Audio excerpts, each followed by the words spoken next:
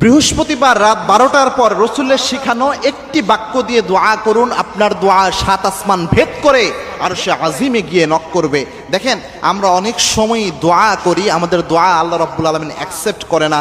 বৃহস্পতিবার রাত যেটা, অর্থাৎ শুক্রবার যে এসে গেছে, এই রাতটা যেটা, এই রাতে যদি আপনি দোয়া করতে পারেন আল্লাহর কাছে, আপনার এই দোয়া, এই একটি বাক্যের দোয়া 7 আসমান ভেদ করে আরশে আজিমে গিয়ে নক করবে। 100% আপনার দোয়া কবুল হয়ে যাবে। দোয়ার মতো দোয়া যদি আপনি করতে পারেন, এ সিনসিয়ার দোয়া, লাইক এ মিসাইল হামলা করলে যেমন মিস হয় না, দোয়ার মতো দোয়া করতে পারলে সেই দোয়া আল্লাহ রাব্বুল আলামিন কখনো ফেরত দেয় না। এই যে বর্ণনাটা, এই বাক্যটা আল্লাহর হাবিব সাল্লাল্লাহু আলাইহি সাল্লাম নিজে শিখিয়ে দিয়েছেন। তিরমিজি শরীফের হাদিস এটি। আনাস রাদিয়াল্লাহু তাআলা আনহু এই হাদিস বর্ণনা করেছেন। আনাস রাদিয়াল্লাহু তাআলা আনহু বলেন, এক লোক একদিন আল্লাহর হাবিব সাল্লাল্লাহু আলাইহি সাল্লামের পাশে বসে দোয়া করছিলেন, বিশ্বনবী এবং আমি বসা। আল্লাহর হাবিব সাল্লাল্লাহু আলাইহি সাল্লাম বলেন, আনাস, এই লোক দেখো দোয়া করছে। দোয়ার মধ্যে সেই লোক বলছিল, আল্লাহ আমাকে এটা দেন, আমার এই প্রয়োজন পূরণ করেন, আমাকে এই নিয়ামত দান করেন।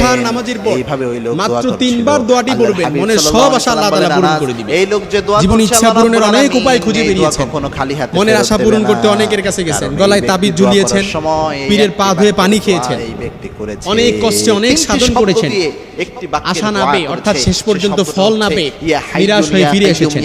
কিন্তু এটা ভাবেননি যে আল্লাহ তাআলা তার রাসূল সাল্লাল্লাহু আলাইহি সাল্লাম মনের আশা পূরণ করার জন্য কোন দোয়াটি আল্লাহ তাআলা ফর্মুলা দিয়ে দিয়েছেন। দেখেন, আল্লাহর হাবিব সাল্লাল্লাহু আলাইহি সাল্লাম সহিহ তিরমিজিতে হাদিসে এসেছে, আল্লাহর হাবিব সাল্লাল্লাহু আলাইহি সাল্লাম বলেন, ওই সত্তার কসম যার হাতে আমার প্রাণ রয়েছে, ওই সত্তার কসম করে বলছি, কেউ যদি এই দোয়াটি পড়েন, আল্লাহ তাআলার কাছে কোনো দোয়া করে, আল্লাহ তাআলার কাছে কোনো দোয়া চায়, আল্লাহ তাআলা তা ফিরিয়ে দেন। কবুল করে না। সুবহানাল্লাহ, আরো আসতে বলেন, আল্লাহ তাআলা তা ফিরিয়ে দেয় না। অর্থাৎ বৃহস্পতিবার দিন চলে যাওয়ার পর এজন্য আল্লাহ তাআলার কাছে এই দোয়াটি পড়ে বললেন, রাত বলে এটা দিয়ে দেন। আরবিক অনুযায়ী যদি আপনি যান, আরবি মাস আল্লাহ তাআলার কাছে বললেন, যখনই বৃহস্পতিবার এই আশাটা পূরণ হয়ে গেল, তখন থেকে শুক্রবারের রাত শুরু হয়ে যায়। আল্লাহর কাছে বললেন, আল্লাহ কষ্টে আছি, কষ্ট দূর করে দিবে।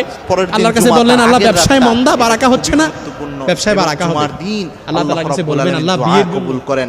এবং কি আল্লাহর হাবিব সাল্লাল্লাহু আলাইহি সাল্লাম জানিয়েছেন, জুমার দিনে এমন সময় রয়েছে যে সময় আল্লাহ রাব্বুল আলামিন বান্দার দোয়া কখনো খালি হাতে ফেরত দেয় না। এবার একটা সন্তানের মুখ দেখতে চাই। এই হাদিসটা কি নেক অনেকে সন্তান গবেষণা দিবে, করেছেন। সন্তান দিবে না, শুধু নেক সন্তান দিবে। মিম্বারে বসা থেকে শুরু করে নামাজ যা শেষ দোয়া করা করবেন, পর্যন্ত কেউ এই দোয়াটি হাদিসে ইসমে আযম নামে এসেছে। ইসমে আযমের অনেক দোয়া আছে, রাতের বেলা অনেক দোয়া আছে, কিন্তু অনেক মুতাবাররা কিতাবের মধ্যে এবং মুহাদ্দিসিনে কেরাম এই ইসমে আযমটি একেবারে প্রসিদ্ধ একটি ইসমে এবং আযম। রাতের বেলায় আল্লাহ তাআলা রাসূল সাল্লাল্লাহু আলাইহি সাল্লাম হাদিসের মধ্যে স্পষ্ট নেরেশন, এই দোয়াটা আমি একবার বলে দিচ্ছি, পরবর্তীতে হাদিস এসেছে।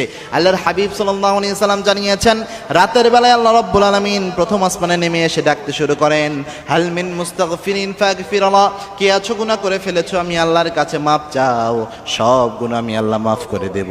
কার কি প্রয়োজন আমি আল্লাহর কাছে চাও, সব কিছু আমি আল্লাহ দান করে দেব। সুতরাং এই রাতে এই বাক্যটি দিয়ে যদি ইয়া হাইয়ুন ইয়া কাইয়ুম ইয়া জাল জালালি ওয়াল ইকরাম, এটা দিয়ে যদি আপনি দোয়া করতে পারেন, 100% আপনার দোয়া আল্লাহ রাব্বুল আলামিন অ্যাকসেপ্ট করে নেবেন এবং কি আপনার দোয়া 7 আসমান ভেদ করে আরশে আজিমে গিয়ে নক করবে।